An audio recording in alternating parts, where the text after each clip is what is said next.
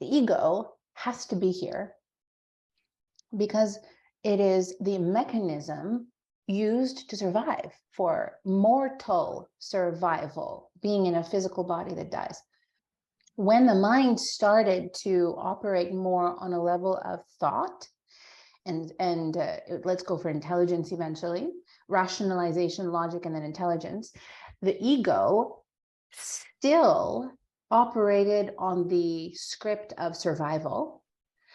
But being these intelligent beings, survival started to mean different things. No longer were we in a state of survival with nature. We are now in a state of survival with the competitive nature of human beings. Who's smarter? Who's going to rule? Who's going to dominate over everyone else? And that's where we eventually got into Earth 4, domination and control. It's only when we can exit the mind, leave behind scarcity, that's a big one, and not be afraid for our safety.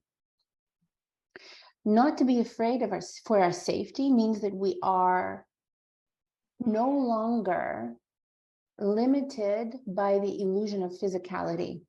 We see beyond the illusion of the finite forms that we are in this world. We appreciate how vast our power is. That's not to say we'll run in front of cars, but we will use the awareness that gets us to the knowingness through that connection to operate on a completely different level. And then the ego and the mind rest. You have an opportunity to be very far ahead of the game by positioning yourself to live a life where you don't leverage the mind anymore, where you go through knowingness.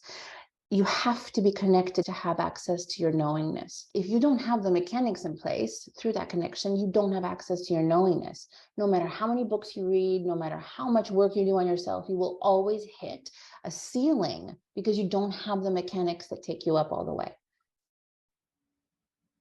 So that's where we're shifting into.